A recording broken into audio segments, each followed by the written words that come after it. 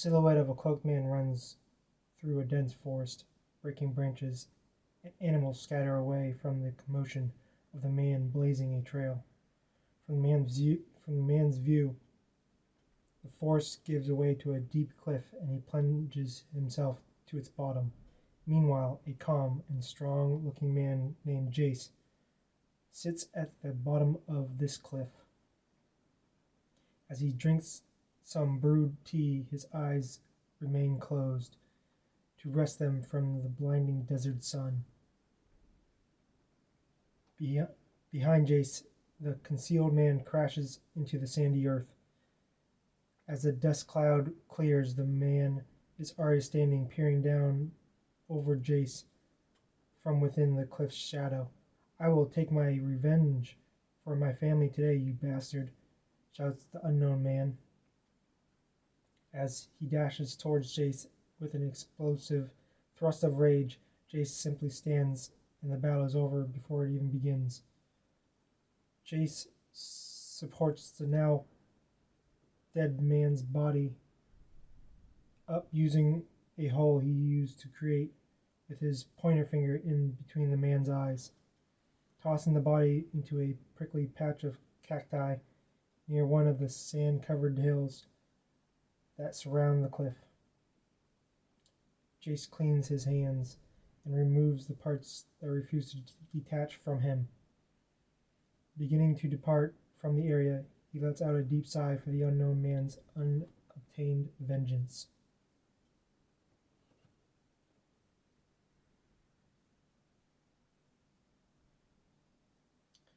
As Jace travels across the arid land, he can't help but ponder to himself how he had gotten to where was now.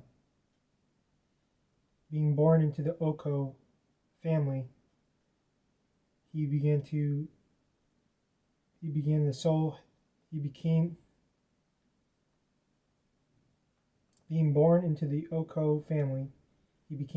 heir to carry on their bloodline.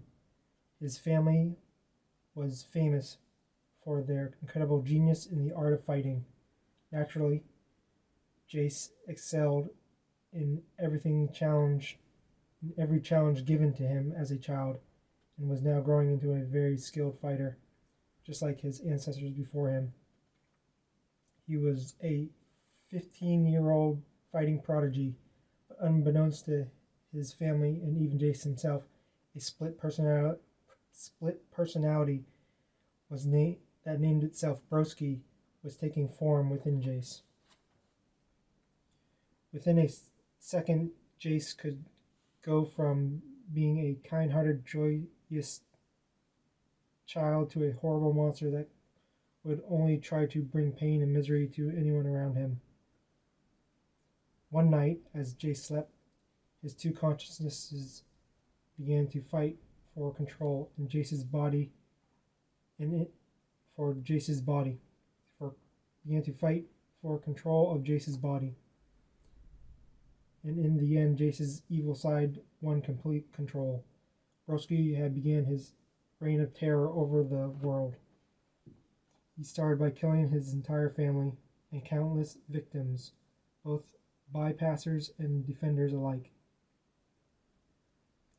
being sure to always leave a spark of the good Jace inside to watch him do awful things he was committing. Now, 4 years later, Jace has been able to break free of the evil Broski that took over him, but as a final act, Broski takes a hot knife and scores a line down his own brow and cheek.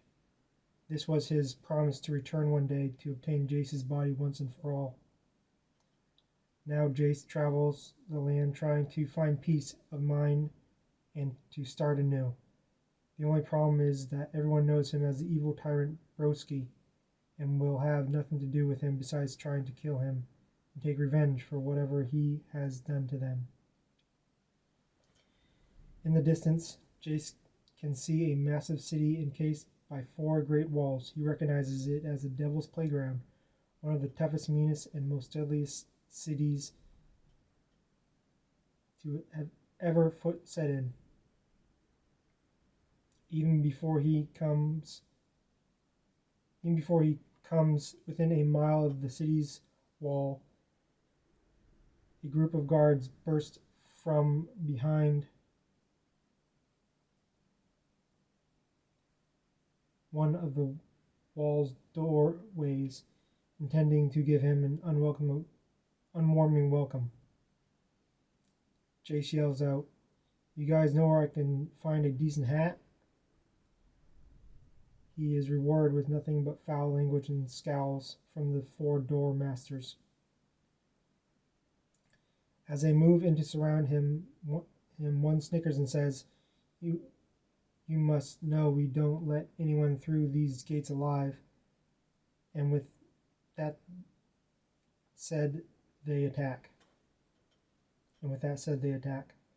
Jace quickly deals with the problem with ease, using his lightning quick reflexes, and slips away from the guards without laying a single finger on one of them. "Thanks for the advice," Jace hollers back, which in return with a scream of, "Hey, get back here and fight us." But he continues to sprint away, too fast for the group of guards to follow. Jace enters the city and is instantly hit by an overcrowded street filled with thieves, ruffians, wenches, and merchants. But in the Devil's Playground, it is too hard to tell any of them apart. Declining their offers and bargains as polite as possible, he slips into an uncrowded alleyway and looks to find something to fill his belly in a safe place to stay for the night, as it is falling fast. Jace lays in his room alone, thinking of distant memories that plague his mind.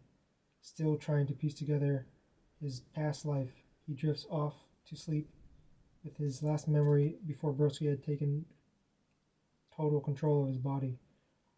Where am I going? Why am I here? How will I get out? What do I need to do? When will this end? Jace wakes the next morning and prepares himself for his future destination, searching the rundown market one last time out of curiosity. He finds nothing of interest and heads to the northern wall of the city. He is approached by the doormasters. They eye him up and down, waiting to see if he is indeed trying to pass through the trickery of the open door. Taking one step forward, he is stopped in his tracks as a small hooded character darts in front of him to go through the gate first. They remove their suspicions from Jace and focus their attention on this new victim. Jace decides to take the opportunity of this little distraction to disappear quickly and passes through the doorway undetected by the guards surrounding the feeble, hooded figure. Leaving the other traveler to deal with the northern wall doormasters, Jace makes good time as he heads for the high peak mountain. But as he travels across the desert, he can't help but feel that something is wrong.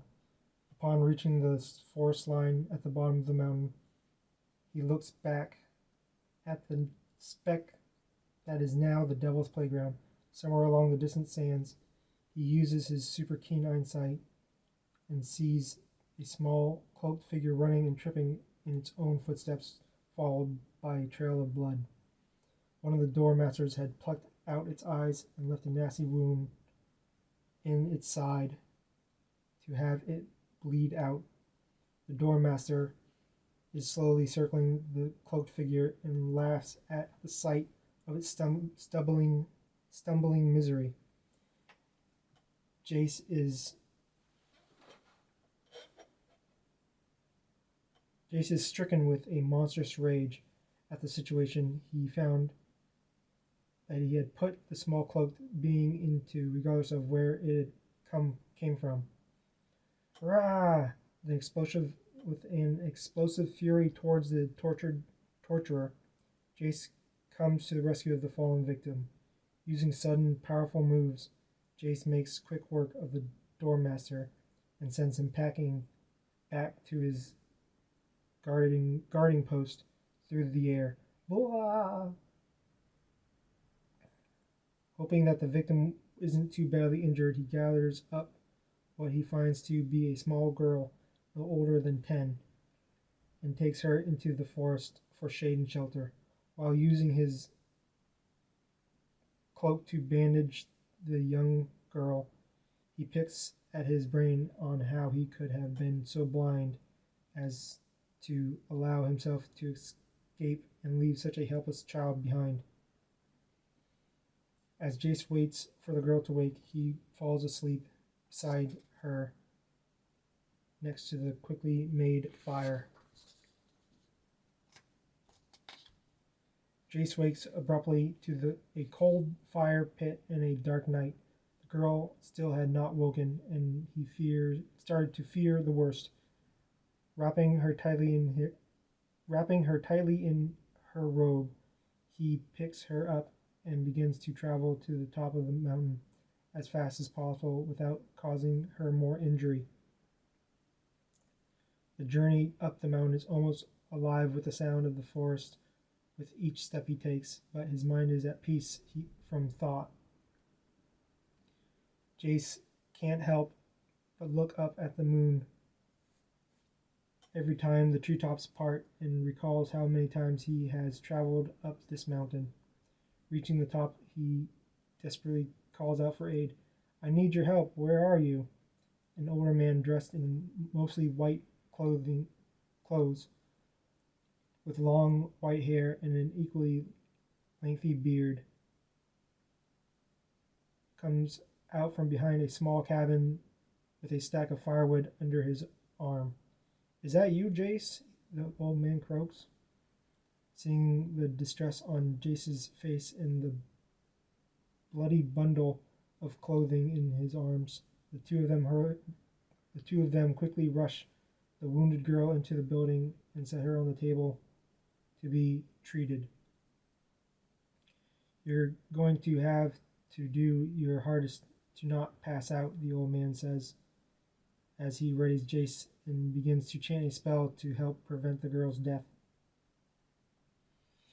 As the spell starts to take effect, Jace can feel a piece of his life force being transferred into her body. Becoming dizzy at first, Jace can feel himself starting to become heavy and cold. When the spell ends, the girl remains unconscious, and they move her to a proper bed to rest.